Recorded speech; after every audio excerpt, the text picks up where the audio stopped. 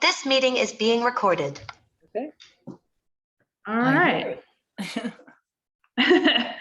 All right, welcome everyone to our open mic. We're going to get started, and our first reader tonight is Estelle. Thank you. I'm going to read from Rising Fawn. It's a section where we get familiar with the relationship that she has with her mother, who's really not a mother. She's a mother, not mother. And I wanted to kind of acquaint the reader with that background. And also she's in a nursing home. She's had a stroke and she's in a semi-coma. She's doing the sign of the cross and the Hail Mary. She's speaking it. She's not speaking it, but she's mouthing it as she's in this state, which is, I've checked it with my my very good doctor, and she said, yeah, that's kind of a semi-coma state. So whatever. So this lady is doing this in the nursing home. Claire is a coach. She's a life coach. She helps people with their lives. And all of a sudden her life is coming apart due to credit card identity theft. Somebody's taken her identity and run up a huge bill, like $10,000 in withdrawals out in California, not in Atlanta where this is taking place. And her husband, Willie, is already stepping out on her. She thinks maybe, she doesn't know, but then all of a sudden there's this news that they owe almost $250,000 in a home equity loan. It's $230,000. They'd have to cough up $1,700 a month on a loan that they didn't take out. So there's a lot going on in the background here. And then all of a sudden she realized she needs to go and see about her mom, check out her mom, go to the lady's house. If any of you live in Atlanta, if you can imagine the area on Cheshire Bridge Road around Happy Herman's, I don't know, Happy Herman's is a deli that was there for years and years, but it's kind of that neighborhood. And there's a small neighborhood off of that where the houses are fairly small, but they're post-war, and her mother lives on Melanie Street. Of course, in Atlanta, you live on Melanie Street. Okay, so Claire squeezed past her mother's compact Dodge, dust laying thick on the cover she'd put over it, parked in the narrow drive of her mother's house. She wondered how much money she could get for selling the car. As Claire opened the front door of the little house, she felt sadness creep through her chest. The mustiness of a home left unused for several weeks entered her nostrils, adding to the blue feeling. It was just a basic home, nothing fancy like the 1930s brick bungalows Atlanta's in-town area was known for. The 1940s square home was clapboard rather than brick, and it had been covered long ago with pale yellow vinyl that was now cream colored and in bad need of pressure washing. Her eye went to the small dining room, still piled with newspapers and even some leftover grocery store ordering lists from the business her mother had sold. She felt sad for her mother, and she felt sad for herself. Frankie was at the end of her life. Frankie is her mother's name, Frankie for Francesca. All of her familiar surroundings spoke of the meals she had prepared for herself and the many evenings with the TV for company or standing over the ironing board preparing the church's altar cloths. Now all that was over for Frankie. She couldn't say her mother had a good life. She'd seen the tragic early death of her husband, a daughter who deserted, and another whose life was falling apart. What had any of their lives come to? With Sherry Goldstein's $4,000 retainer still bumping in her brain, Claire went through the mail that had settled on the floor under the mail drop in the front door. Sherry Goldstein is a divorce lawyer who really hits her between the eyes of what she's going to have to do and come up with in terms of money to do a divorce from Willie, her husband. How many of these appeals, the mail that had dropped on the floor, how many of these appeals did Frankie receive from Indian missions and Catholic hospital foundations? But there was one piece that caught her attention. The business envelope was handwritten and stamped, return address, Rising Fawn, Georgia, and bore a postmark from Trenton, Georgia. That had a familiar ring to it. She stuck that one in her purse and continued culling the mail, tossing most of it, pulling out bank statements and bills, collecting them to take with her. She climbed in her small SUV, the color of a yellow traffic sign. She drove to Midtown Atlanta to meet Helene for a quick coffee at the cafe near her friend's office. On the drive, Claire found herself tuning out the traffic, even other drivers, and heard her mother's voice. Povera bambina. Frankie's voice said the same Italian accented phrase over and over in Claire's head. Povera bambina. That's what her sister had told her every time she went to her mother, telling her what Angela had done to her. Her sister's cruel treatment of her stayed with her even today, years after her departure. Here she was, a poor baby, facing fraudulent credit card charges, a near $250,000 home equity loan she hadn't applied for, a husband wanting a divorce, and instead of helpful Harriet, a divorce lawyer who acted like bitch was a proper noun. Aspira tu ochi. Angela would tell her to open her eyes around her. You don't see things the way I see them, Angela would say. You like things done the way you like, but that's selfish. That's not how the world works. Where's your sense of family? Angela at that time was clued into the past and their family traditions much more than she. But Claire was like the caboose in many families, the last to be part of the family, more like a grandchild than a child. Claire recalled using her time with no other people around, reading lots of books, People and Elle magazines, and watching soaps. She remembered the first time she came across a Psychology Today article tying achievement to desire and motivation more so than IQ. She ate cold dinners, chewing up on the magazine's tips for improving her life. She was attracted to creative people, but the starving artist life was not what she was after. She was after a better life than her mother's more than nodding acquaintance with poverty. Often, even in the midst of a feeling of accomplishment, Claire felt like there was a dark cloud around her. She had trouble rousing herself to activity, frequently becoming unable to move because of what felt like a brick wall built up to her shoulders, confining her, keeping her from getting away. This was the downtime, as she called it. She used some of the techniques found in the magazines. Make a plan, start a new project, set big goals, and then little goals to get into a well-paying career. When she did see her mother, she was preoccupied trying to keep up with tasks for the market. Her mother would ask her questions about school as if she were interested. Then she'd ask her why she didn't go out with other young girls, just like years before she wondered why Claire didn't play with other children in the neighborhood. She didn't seem to listen back when Claire told her she didn't know them. They went to the public school, not the Catholic school that she did. Of course, her mother didn't socialize with the neighborhood mothers, so that there was no link to any people on Melanie Street through them. And what was it her mother would say about her? No senso. Her mother would say, shaking her head. She knew her mother thought her a bit unreliable and a profligate with money. But her mother also liked to tell her stories about her childhood, about growing up in Trenton in North Georgia. That's when that envelope address was familiar. Frankie told how the family scraped by with a small grocery store in the mountain town.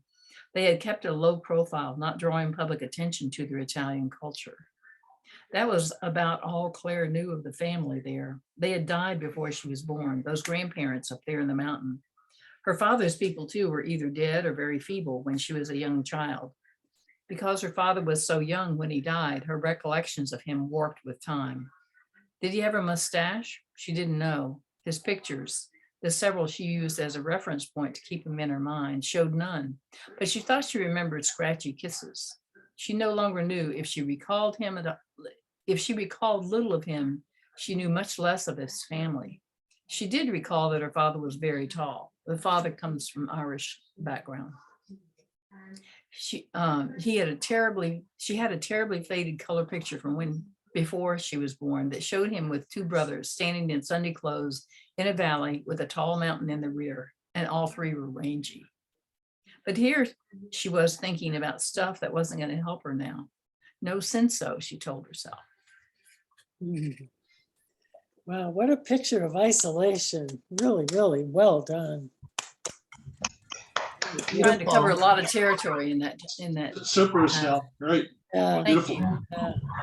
That's great details, Estelle. Yep, Thank you. very, very good. Yeah. Bitch as a proper noun stands out. Bitch is a proper noun. Yeah, Yeah. that's well done, Ryan. I was trying to put her, she's not aware of her family background, but gradually she's getting to know a little bit more the Italian background. She knew it was there, but she didn't have any much in-depth knowledge of it. And the Irish background that was there, but the part about the mountains, that was just very vague, but she's going to end up a lot closer to it in the next day or two. Yeah, What a journey. thank you. And that started with Between Georgia. That What's that? Yeah. it started with Between Georgia. Georgia was in from this book too. Between Georgia was a story of that same journey, of that journey that she takes. And Yeah. that's what Yeah. got me in touch with all of you, because it was selected as a finalist for the Short Story America Yeah. Right. prize was in Wonderful. Wonderful. 2018, I think. Yeah. Gosh, it was a while ago. Thank you. Congratulations. And you know, Tim Johnston's in town this weekend, of course. Oh, yeah, John is just been published by Tim's firm, his Short Story America. So we decided he would be the feature writer tonight, whether he wants to or not. Thank you, Estelle. Thank you. Jackie, did you want to go? Oh, Jackie, did you want to go next? Sure. Mhm. Okay, and then I'll have, after Jackie, I have John, you're next. Okay. Well, I was thinking since last time, it was April and the Poem a Day Challenge, and I wrote a poem a day for 30 days and posted those on my blog. And so I was like, oh, well, I think I'll read some published poems tonight that are more polished. But then since we're having a flower blood moon this weekend, I decided to go for some moon poems. So I have a combination. And this first poem is an acrostic poem. And that's where you take a line from another poet and use either the first phrase or the first word of each line and write the poem from that. Last time I got a little confused, but with all my forms, since I had been writing so many in April, but the Poet and the Unicorn that I read last time was a glossa, Glossa, glossa. This is an acrostic. So I learned a lot from the poem writing in April. This is called Ancestor Moon. Remember the moon, know who she is. Joy Harjo. Ancestor Moon. Remember the stories in your ancestors' bones. The stories that live in your mother's skin. Moonbeams and stardust, spirals, tiny tornadoes that glisten. Know they fold in on themselves and regenerate. Who of your ancestors visits you most? She is your wisdom. Is the stardust falling from her so you glow like the moon? Ooh. Nice. Without any revision or publication. And the next one is not exactly about the moon, but it's on the same feel, with the same feel. And this is a poem that, thanks to Elizabeth Robin, was published in the Local Life. It actually came out in a different form in my early book, Peering into the Iris. And this is more compact. It's called Resurrection, and it has an epigraph by H.D. Hilda Doolittle. Direction is resurrection. Sun rises liquid gold, clouds split brilliant sky, colorful cockle shells swirl the surf, tap my ankles, scatter and return. I catch one, touch ridges of the spiral, turning, twisting inward, fingertips follow seas vibration, the high tide and the low. Clairaudient, I listen for the spell, the secret, the depth of my desire, the direction. Bat in a cave, knowing where the wall, where the opening, the way a salmon knows to swim upstream, and the robin, where the worm in silent earth. Dolphins language rises to the surface, sends me signals to follow home, to sea, to moon, to pull of the tides. I know direction. Prayers answered, prayers given. Oh, Excellent. oh, you go with it. Well, there was a cameo appearance of the moon. I knew it was there somewhere. And this one, I don't know if you could see this, but I sold this painting, but and this is a black and white version of a painting that I did of a full moon.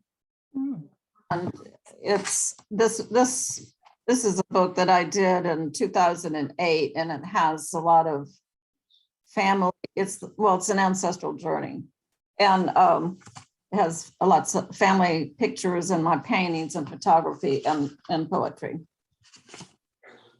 So this full moon poem was one of those poems that took about more than 10 years to write.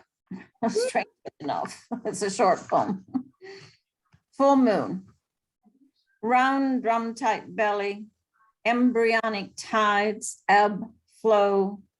The moon ripens as the Navajo waits for its pull. In the rainforest, the moth orchid accepts the random moth, if not broken by wind or rain in its year's slow opening. And I, like the moth orchid, open my petals to the moon. Tides swell in me. I wax, I wane. She gives birth, the orchid blooms. My child self takes form. Ink flows like blood. Tides turn, moon sets. The horizon pushes the sun out to the red sky. Oh, wonderful imagery. Good. Wonderful. Thank you, thank you. Since all writers, I know you can relate to the pull of the moon and creativity at this time. I want to ask you if that's one of your paintings behind you. It is. Oh, my It's a God. moon. Hello. Do you change those? I never noticed it. Do you change those from month to month? Painting? Yes, I'm behind you. No, I've been in front of this one for a while, really, but It really struck me I tonight. try to get it in place, so maybe there's something to look at besides me. I was trying to get my unicorn in here. I should have had him in here when I read the unicorn and the poet last month, but somehow I failed to do that because I can reach out and touch my unicorn. But your unicorn is behaving more than Fang the dog with Brooke. Yes, my unicorn is a I lot was worried about you, Brooke. than a big dog, for sure. You hear that, Arlo? Thank you A all. unicorn has outdone you.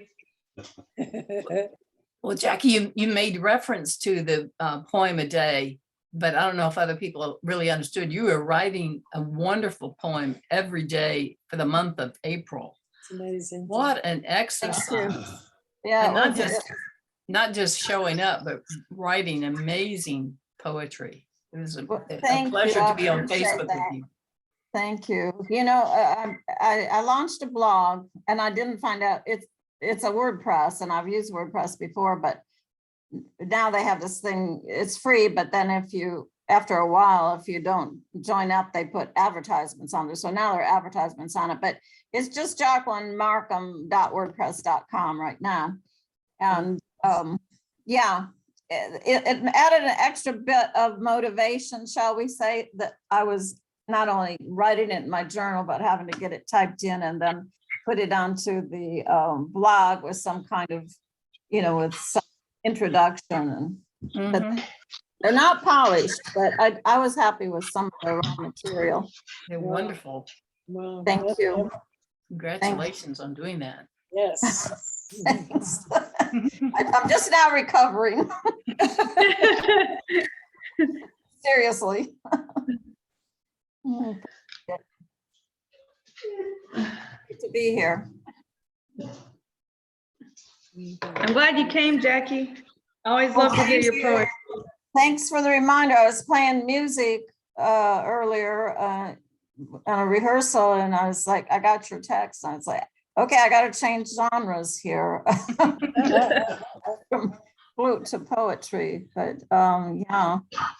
And Miho, if you any of you finish up early or want to finish up early, I don't know where she fits in. I've never attended any of those readings before, but I happened to see it on Facebook. So she's going to be reading some of her haiku, I think, at 7. Okay. Where can you see her? Where can you see her? Do you know? Let's see. In a minute, I'll put it into the, you can go ahead and I'll put it into the chat, Yeah, okay. just in case we make. Sorry. They always wait till I'm doing this. As soon as I get done with this, they're gonna ignore me. That's what's gonna happen. Yeah. Okay. So Jackie, you'll put something in the box for us to see. Yeah, I will. And just so you won't have to see me type, I'll stop my video while you go on. Okay, well, John, are you ready to go? And then after that, we'll have Lisa, Jane, and Brad. Well, thank you, Brooke. And here is the book called Whatever Happens, Probably will. about 18 stories. Wow. And available now, a couple of days earlier than we thought, everywhere books are sold. Unfortunately, it's only in hardcover. It's really out there in soft and hard, but Amazon's been a little slower. And the other thing, buy it in soft cover because that's it. But okay, I want you to be the gatekeeper here. I wasn't going to trespass much on your time, and I hadn't really planned to read, but let me do what I wanted to do, and then see if we have time for a short story. Since I'm the writer today, I kind of like the enigma in the title, and those of you that know any of my reading will know that I love epigraphs, and I had planned tonight simply to read the epigraph as what I think is a pretty good example of what I call a gatekeeper for a collection. I wanted a sense of kind of haunting and kind of what's in here. My idea of the gatekeeper is kind of a barker, at the carnival. Come on in, but beware of what you see. So I'll start with that. The epigraph. Falling at your feet, said the gnat, you may observe a bread and butterfly. Its wings are thin slices of bread and butter. Its body is a crust. And what does it live on? Weak tea with cream in it. A new difficulty came into Alice's head. Supposing it can't find any, then it would die, of course. But that must happen very often, Alice said thoughtfully. Always. And that's a Lewis Carroll Through the Looking Glass. So this is an eclectic collection that spans all sorts of possibilities, and I thought it was kind of fun to do. And the only other thing I was going to say tonight, Brooke, and you've disappeared, but for my White Oak writer friends, a little shout out to you in the acknowledgements, and to the Pat Conroy Literary Center, a shout out and a special note to Jonathan, Houck, and Brooke back in the acknowledgements page. Yay. That's all I planned to do. But if you want me to, I could squeeze in a short story. What's your call, Brooke? Okay. And Go ahead, John. I don't think that many of you have heard this. It's the opening story. It's very short. I've even shortened it so it'll fit into a very brief reading. It's called The Painting. Patty Cheever tilted her head back, then sideways. It's too low, crooked. Sure. People hang paintings too high, But Taylor Longworth Cheever, Tad to everyone but his wife of almost 19 years, knew when to let things slide. but he rehung it a few inches higher, centering it precisely above a tall vase on the foyer table. That better? Patty nodded and brushed some dust off the oversized gilded frame. The painting featured an old car, 1946 Ford Woody, with its distinguished mahogany side panels, and it was sitting in front of a white shingle-shaped carriage house. On the Woody's driver's side door, in a gracefully scripted half arc, Cheever timber. The young girl, she might have been maybe 12, 13, leaned out an open dormer window of the house. She was smiling, her long blonde hair brushing the sill. The painting had a curious, primitive charm, and the impression was one of artistic promise, as yet unfulfilled. And in the lower corner, the artist had signed her work, Maddie Weeks Cheever. She'll like it there, Maddie paused. I'll bring in some fresh hydrangeas from the garden for the vase, just her favorite blue ones, don't you think? Tad tried to smile. He hadn't wanted to hang the picture at all. Yes, she paused. Yes, she'll like them there. I know she will.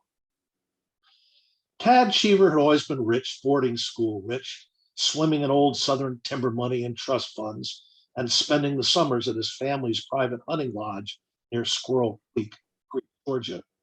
Maddie Weeks had never been rich, at least until her marriage. Her father still managed the lodge, with her mother cooking for the Cheever clan. Maddie was raised on the second floor of the property's carriage house, her dormer bedroom window directly above the stall where the old Ford was garage.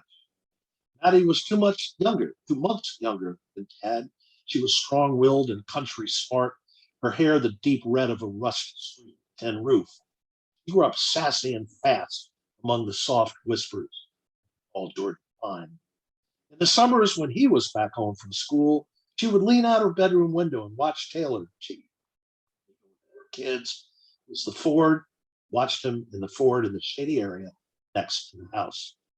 It wasn't long before he started to notice Maddie too.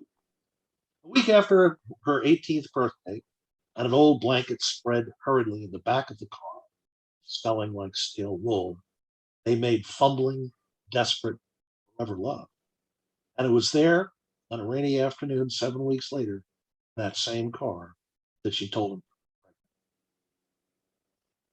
Patty stared at the painting. You know, I don't think I got Caroline's hair quite right. You? No, you did fine, Patty. You really did. But she'll understand, won't she? Tad reached out to her, but she was already gone. How's she doing, Tad? The voice on the phone was tired, the conversation practiced and sad. About the same, he said. No, Mother, the truth is today's a really bad day. She wanted it up again. But didn't they tell you that the painting would only... Yeah, they did. He hesitated. You know we all love that carriage house, Caroline most of all. She would poke all around the place, always asking about the Ford. Tad's voice broke. One day she looked at me, kind of funny, and said, in the Woody? Really? She was all giggles, Mother, but I knew she was growing up so fast. He looked at the 3 silver frame photos of his daughter, placed neatly on the corner of his desk. One, she is standing under a licorice twisted branch of an old live oak. She looked to be about 11. In the second, and she looked to be maybe 7, Maddie was standing on a low wooden dock jutting into a tidal creek. And in the third, the only one in color, Caroline is standing with 5 other girls, all in sundresses, pink and blue and yellow. It was taken 3 years earlier at a birthday party, in the back garden of their Charleston home, Laguerre. It was her 16th birthday, and it was glad. You know, Mother, Caroline loved posing for that painting. She told me once that when Maddie was mixing her paints, she would close her eyes and think of her mother in that very window on a hot Georgia summer day many years ago, just reeling in.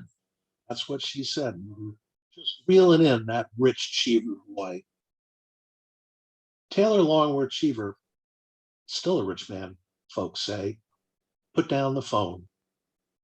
Out the window of his study, he saw his wife in the garden, cutting only hydrangeas of the brightest blue. Mm, mm. Oh, heavy. It makes me cry every time. Yeah, I know. Thank you. Those of you, and Estelle, you mentioned, and Jane, you were part of it, that have known Tim Johnson's work through White Oak Writers, and he really brought me into the short story world. He talks, Brooke, and I know you've heard this, about the idea of a short story should bring a singular effect.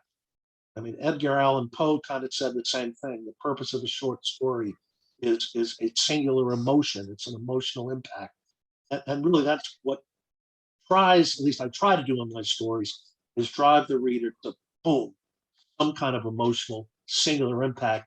This one's kind of a tear, but I hope it delivered, and I have some funny ones.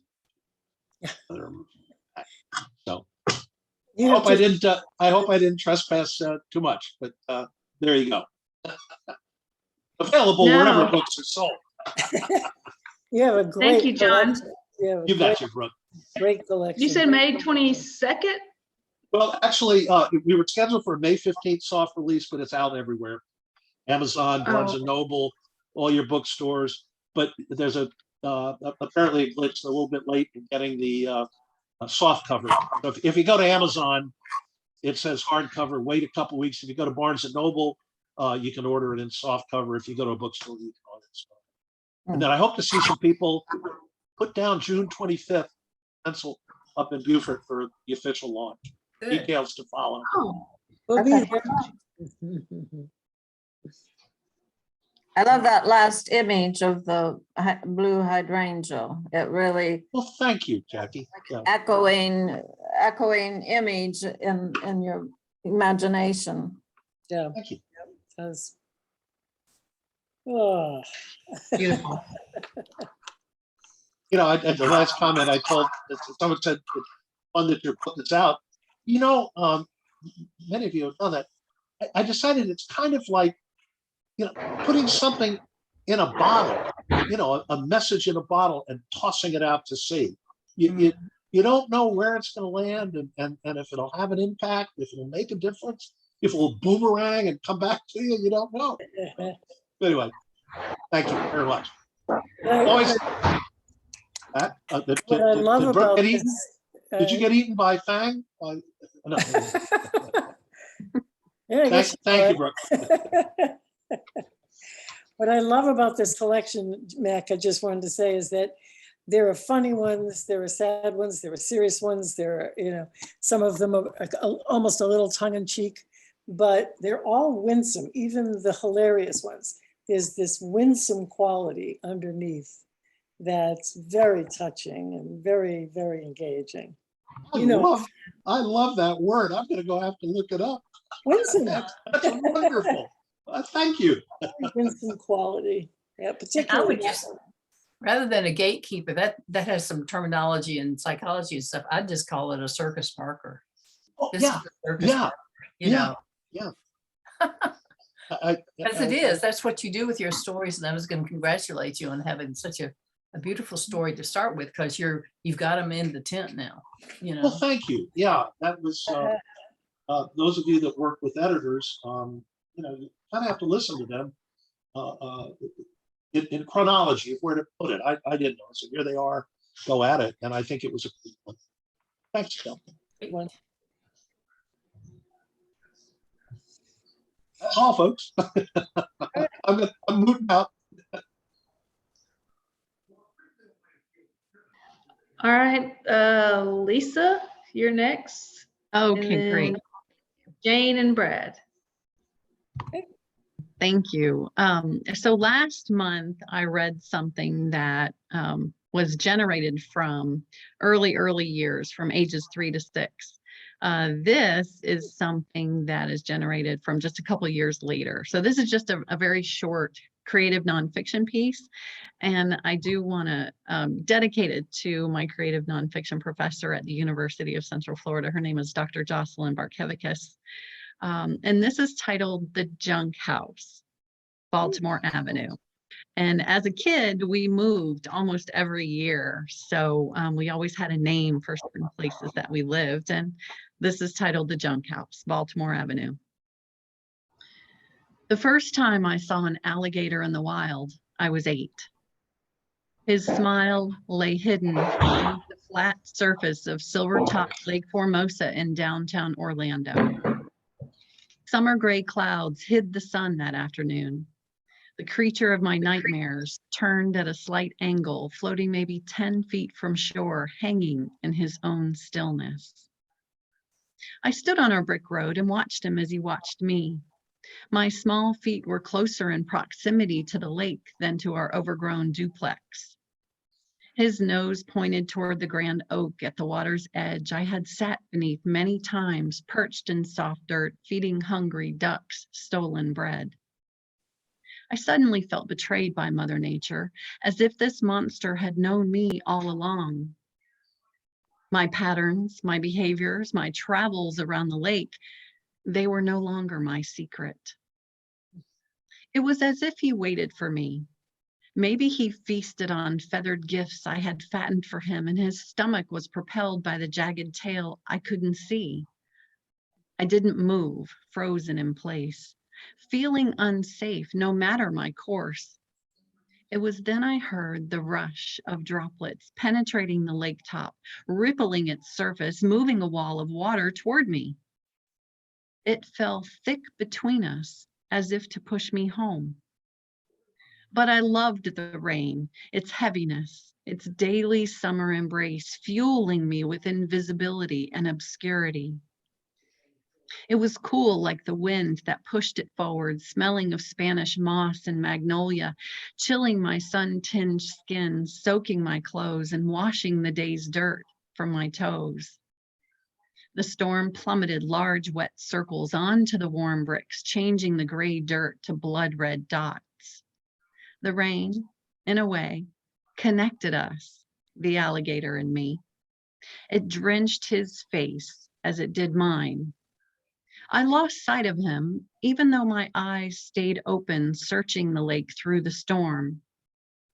Did he submerge, or did he also enjoy the rush of fresh rainwater over his steadfast eyes and sculpted nostrils, blurring me momentarily from existence, knowing I'd be back to seek him out for the rest of my life? Ooh. Lisa, would you call that a prose poem? It really read like a poem. I guess it could. I mean, I really have it in, paragraph form, but I guess, Jane, maybe it could be a prose poem. It really could. Jackie, do you know what could you comment on a prose poem?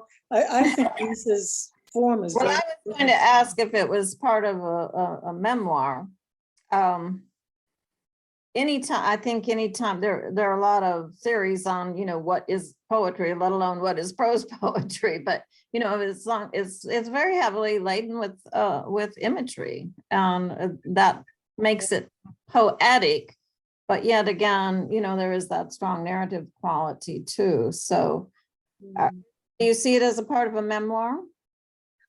Yeah, I mean, for me, Is that what you're working on? yeah, it's not real. What I'm doing is I'm piecing together certain segments of my life that I have the courage to write about right now. So this is probably maybe the third piece that I've written. And to really dive into that memory, or those two memories, it's a combination, kind of a composite piece, to dive into those two memories and put it in a descriptive form. It's interesting, the life that it takes and the form that it takes. It's unexpected, really. So with no purpose in mind except to just get that memory on paper. Well, I can think of first of all, I think a lot of times, at least in my personal experience, especially a memory, a childhood memory, will come out in a lot of different forms. It might become a hybrid piece. It might be part memoir, part poetry. And again, you know, sometimes your poetry is a memoir, but not what we think of as the prose. But, you know, I've written short stories and then poetry of the same or similar experiences from my childhood. That may be some of what you're doing right now. Yeah, that could be. That's very helpful. Thank you. Thank you, Jane. Thank you Are too. you, are you getting are you going to University of Central Florida, did you say? I graduated from UCF with my English degree, and the focus was a creative writing track.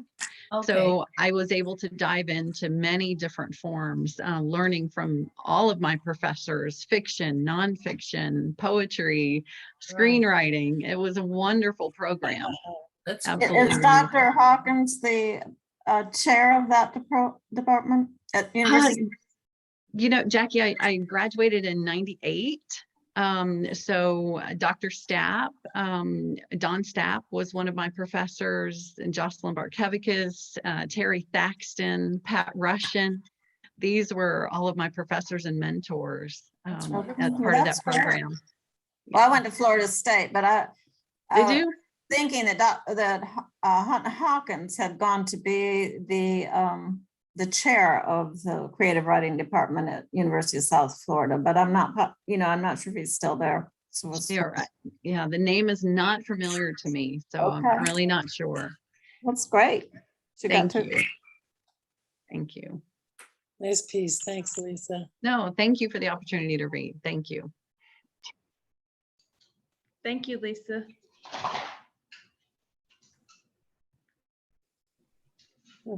All right,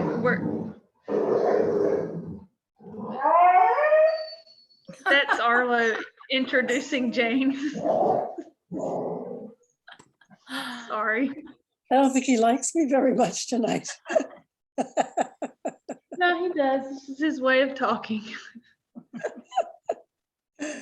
Oh. Right, should I start? Yes. Okay. What do you think, Arlo? Okay.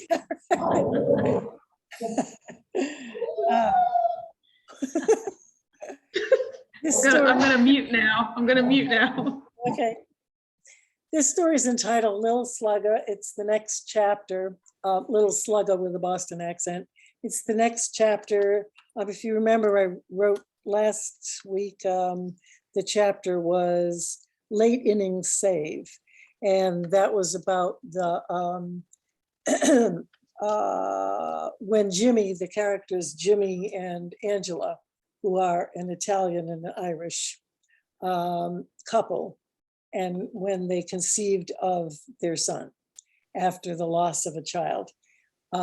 This is from the book that was taken from, it's entitled, based on, excuse me, Babe Ruth's famous saying that every strike brings you closer to the next home run. So this is Lil Slugger. Takes place in Charlestown and begins in 1968. Anthony DeCenzo Rourke arrived amid much chaos in the obstetric OR at Mass General towards the end of June '68. His mother, Angela, who had been in fine voice during the entire labor, raised things up a notch once the push contractions began. The sound in the delivery room rose to the level of a Gotta Demerung aria. And when Anthony arrived and added his cries, the resulting duet sent a veteran scrub nurse to the hallway with a migraine. Anthony was sturdy, healthy, and apparently blessed with his mother's lungs. Angela believed that her baby, named in honor of Tony Conigliaro, was the magic charm that would restore the eyesight and the career of her hometown hero. Like all ardent sports fans, she believed that God also rooted for her team and that he could not help but honor that naming. Jimmy's beliefs regarding his son were far less mystical. True, the boy had Angela's dark hair and eyes and looked more DeCenzo than Rourke, but the kid had weighed in at a whopping 9 pounds at birth and held his father's outstretched finger so tightly with his little fist that it hurt. Little Tony, as he became known, would certainly be a football player, Jimmy thought. And he continued to harbor that hope in secret. He dreamed of coaching his little boy in the finer points of his favorite sport. Ange could think of their son as good luck for the Sox and Tony C, all she wanted. Could even believe he'd grow up to be a baseball player. But Jimmy was certain only he knew which side of the playing fields his kid would come down on. Or maybe the kid would be a two-letter threat and star for Charlestown High spring and fall. Who knew? Another much larger controversy loomed before Jimmy and Angela. Jimmy's parents had made their opinions known during the entire pregnancy, trying to seal the deal before Angela's parents got involved. They insisted the baby be baptized at St. Mary's in Charlestown. After all, Mary Margaret was the church pianist there. There was not even a question in Angela DeSenza O'Rourke's mind, however, about where her baby would be baptized. Sacred Heart in the North End. The battle between Da and Ma on the one side and Papi and Mama on the other side raged on for more than 2 years, both sides sniping at each other over Jimmy and Angela's heads. Neither set of parents gained any ground. The couple privately butted heads on the subject too, more out of stubbornness than religious conviction. More than 2 years passed, the standoff solidified, and the baby grew to a toddler. One day in the fall of 1970, the Herald ran a graphic front page story about the hit and run death of a 3-year-old child. Angela slammed the newspaper on the kitchen table, grabbed the wall phone, and called the office of Sacred Heart, arranging little Tony's christening for the earliest Sunday they could get into the baptism lineup and also book the social hall. She followed this with a call to her mother, who began lists of dishes to assign to the women of their extended Italian family. Every kind of cookie and pastry, from powdered sugar pizzelle and almond cookies to Italian cakes and pies, would be prepared. Come that special day, heaping platters of all sweets would be transported from kitchens around the North End to be arranged down the length of the several clothed tables in the church hall. And Papi would take care of ordering all the wine and the plastic goblets. Enough of this, Angela said to Jimmy when he got home. My son, my childbirth, my call, it's done. He's being christened at Sacred Heart last Sunday in January, party after. Jimmy sat down, took little Tony from her and sat him in his lap. He smiled down at him with adoring eyes and thought how much unexpected joy this kid had brought him. So much joy that he came home by supper time every night now. No stops for a few with the boys after work anymore. He just couldn't wait to see little Tony. He watched Angela closely and was cautious to greet his son with the only other address Angela approved. How's my little slugger, he said. The baby flashed a grin full of baby teeth. That's okay, Ange, Sacred Heart, fine with me. He looked at his son for a long time before he dared lift his eyes to Angela. I take it you saw the story in the Morning Herald? That what did it? Yeah, Jimmy, it really woke me up. Someone had to break this logjam. That was the last straw for me. I guess you didn't get to the sports section then? Never got past page 1. Saw that horrific headline and called Mama. That was it. I hate to tell you this, Angela, but Tony C got traded today. Sox let him go. Let him go? Let him go where? How could they let him go? He was having a great season. Everyone in Boston loves the guy. He's the soul of the Red Sox. How could they? Jimmy almost could not bring himself to tell Ange the rest. Traded him to the Angels. What? Are you kidding me? She swooped little Tony up and held him tightly to her body, wrapped his pudgy legs around her waist and yelled, to the Angels? He's going to have to play beside Jack Hamilton, the man who smashed that ball into his face? No, that cannot be true. Jimmy, come on, tell me this is a joke. 2 pairs of huge brown eyes stared at Jimmy. When tears brimmed in Angela's eyes and splashed on her cheeks, little Tony took his cue and began to shriek. I don't understand, she wailed. Little Tony was their good luck charm. I believed it, that Tony C's eyes would heal and he'd see as well as ever. Our baby was the omen that would make everything okay. She sank into a kitchen chair across from him and wept. Little Tony mewed along with her without knowing why. Jimmy watched and waited for their sobs to subside, then said as gently as he knew how, maybe now's the time to drop the little now, Ange, huh? Just start calling him Tony, so he won't be 16 and we're still calling him little Tony. Angela glared at her husband as if contemplating his immediate murder. Then her shoulders slowly slumped. She stood, the fight draining from her face, and planted a long kiss on her baby's forehead. She handed him back to Jimmy. Go be with Daddy, Tony. You did your best, baby. Mama loves you. Once the child was settled again, she looked at her husband and said, see, I'll try, Jimmy, I will. That's all I can promise. She crossed the small kitchen to check on the pasta casserole, glancing out the window at the summer's last tomato plant on the fire escape. Its poor harvest now rotting on a straggly vine. The last sunlight of the day disappeared behind the row houses. Below, someone banged a garbage can shut, and the back alley slipped into a quiet dusk. She drew the curtains across the scene and turned back to the stove, a desperate sadness enveloping her. So unfair, she whispered over the bubbling dish, tasting the salt of her own fresh tears. Tony C. never had a chance. They never really gave us a chance. And that's it until next time. Whoa. Jane, that might have been one of my favorite of all your chapters. I'm telling you, we talk a lot, and I everyone knows you love character-driven stuff. I just go nuts over your dialect. I just lost a very good friend 4 or 5 days ago from Charlestown. And good friend of mine down here. Just one of those scrappy, thin. I mean, every time I'd listen to you, I'd see my friend, and I just love how you set that up. Settings, dialect, character. It just blows me away. Still, you have the same way with characters and settings. Just blowing me away. My niece and her husband, she proposed to him at a Red Sox game.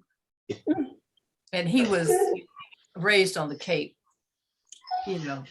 crazy about the Red Sox. Their rehearsal dinner was Red Sox themed. My friends here on the island, they moved here from Massachusetts many years ago in the early 60s or whatever to become professional fishermen here. They've been doing that up there. And they go back for games, or they go to see the Braves play them. So it's kind of red, white, and blue in this neighborhood. But that story just really says. Well, y'all know what happened to Tony? Yeah, he got beamed in the eye, right? No. No, fill us in. Yeah, that'll be in a later story. Okay, all right. Yeah, he's I love baseball. But he to me symbolizes the people of Boston.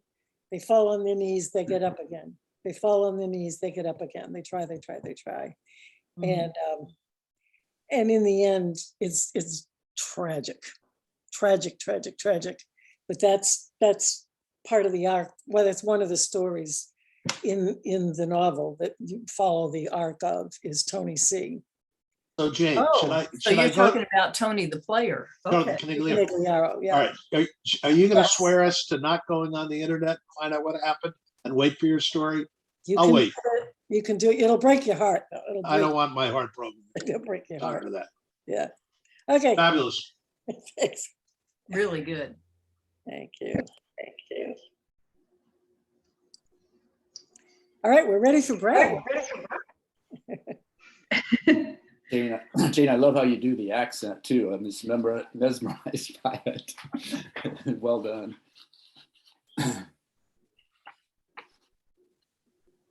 We good, Brooke? Yeah, I was still thinking about the tomato plant in the alley that she described at the end of that.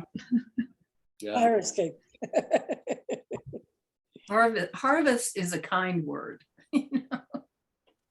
Sounds like. Yeah. But we're ready, Brad. What are you gonna read for us tonight? Or are you gonna sing us something? No, I have a something inspired by a recent event, but it was interesting to me we talked about prose poem, because I started this, I had in my mind this was a poem, and I started it that way, and it sort of turned into a story. I was going to call it a stoem,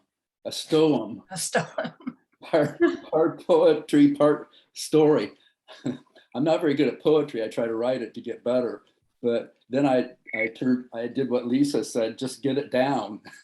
So I just tried to get it down.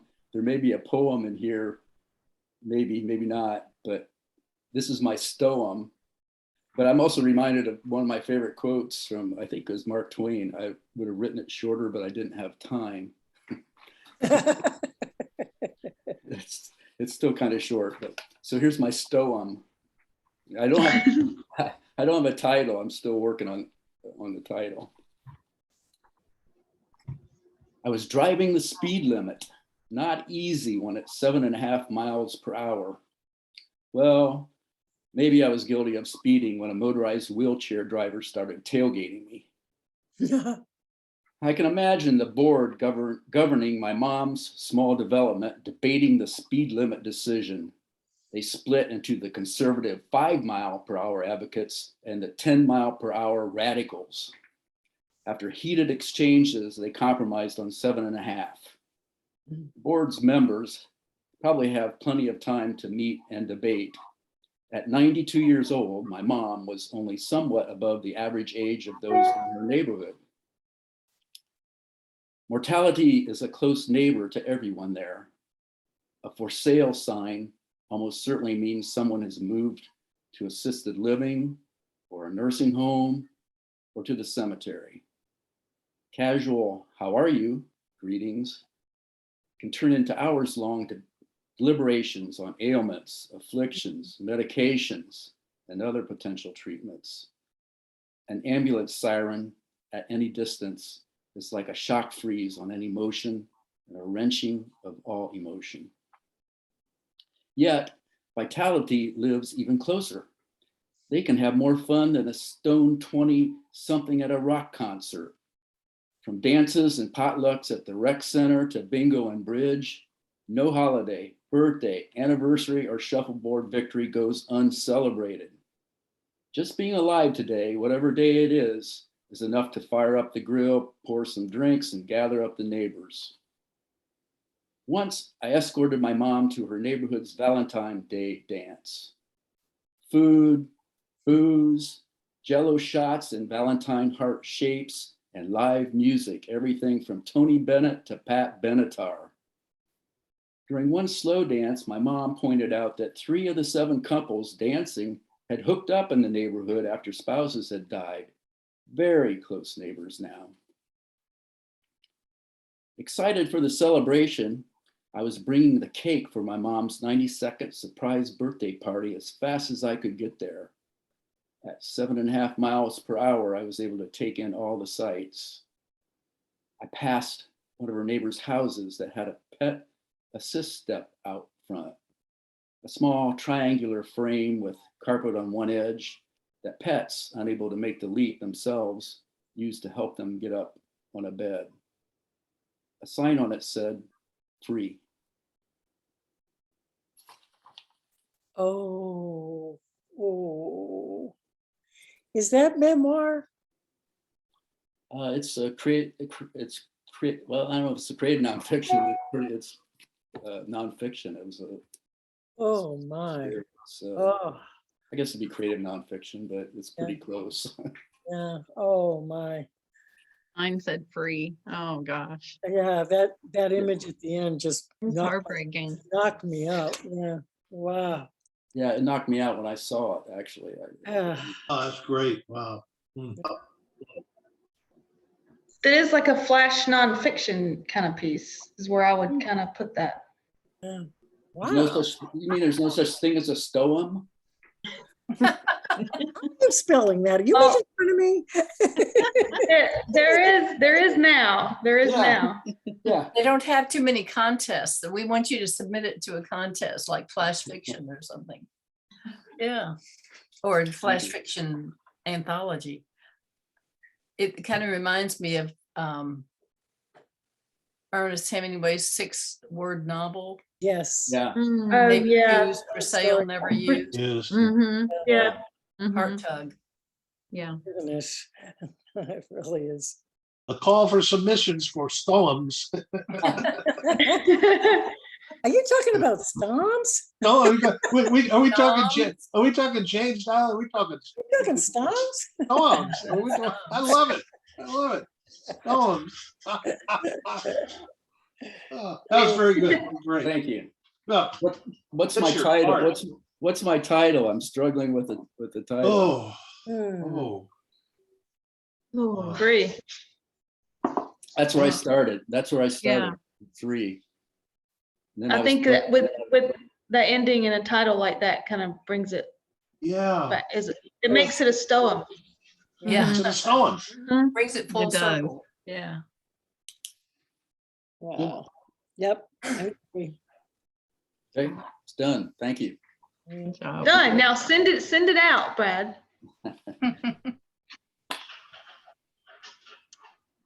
It was really good. Thank Yeah. you. Can I read to you all something that I ran across that I think absolutely perfectly is in line with everybody here and all of our writing? What's it from? It's a 2-line saying from Pablo Picasso that I ran across on the internet. It says, "The meaning of life is to find your gift. The purpose of life is to give it away." Yeah. Pablo Beautiful. Yes, that Pablo Picasso's paintings are selling for millions of dollars. But Yeah. Could you read, Yeah, easy for him to say. could you read that again, Jane? Could you read that again? the meaning of life is to find your gift. The purpose of life is to give it away. Hmm. I just love that. Yeah. That's beautiful. Yeah, isn't that lovely? I love that, Jane. That's great. I like that I too. found out something when I was in Peru. It's been many years, but those trips were just really worth it. And there are many museums. One of them in Lima is just full of this pottery from the different cultures and the Quechuan, all of that, the Inca. They had no written language, so everything was done in pictures and in pottery. And this place is just stuffed, like the Church of the Skeletons that Donna Armour talks about in her book. All these body skeletons are in behind the altar. Well, this is just full of these pottery things. And they have depictions of sex in every imaginable position. That's one of the features. But Oh, a lot of them are rounded. There's a roundness to them. And apparently Pablo Picasso was influenced by those pottery pieces. I don't know if he went there or if he was just influenced by them in Paris, but that had a lot to do with his I cubist. can see it. I can see it. His women, they're always bulbous. Yeah. It's interesting to have a culture that really didn't have a written language. And they are masters in math. One of our friends is from there and she can do math. I mean, don't play cards with her. She memorizes every card that's been played. We don't play with cards with her, but she studied math she married our friend. She went to the University of Florida. She got a 3.8 average and she picked up English in this country.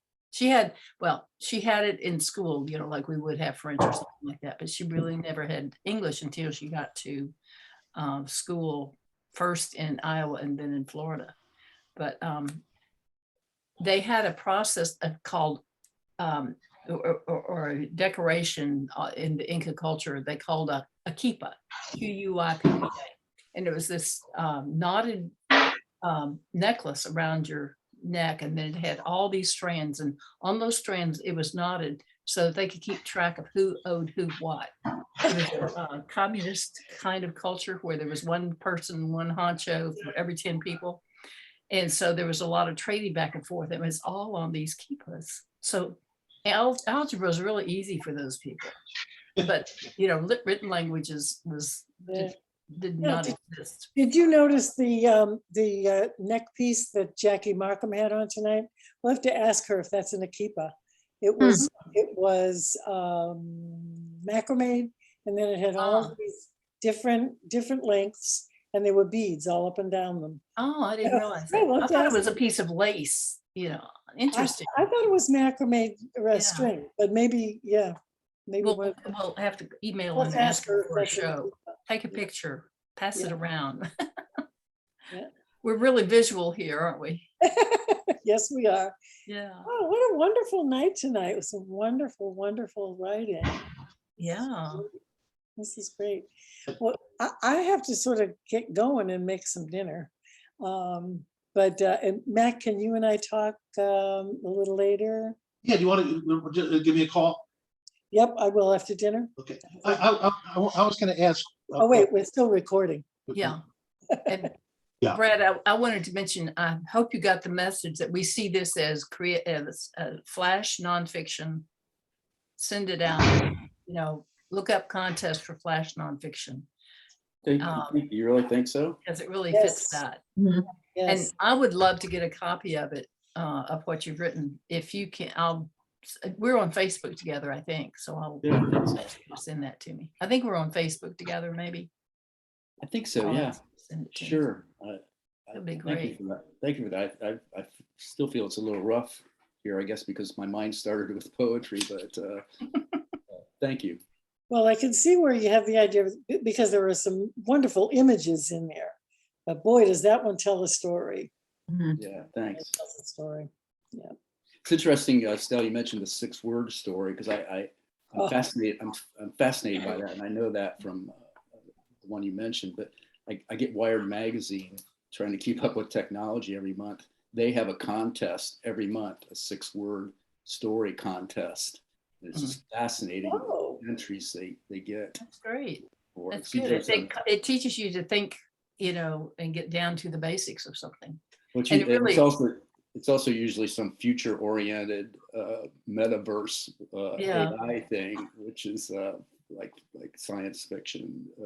Yeah. When those guys have us or techie people have us communicating by just thinking, you know, Yeah. we won't And as need whole books. We'll just have thoughts that flow back. and Well, as another note, the last issue had a huge article about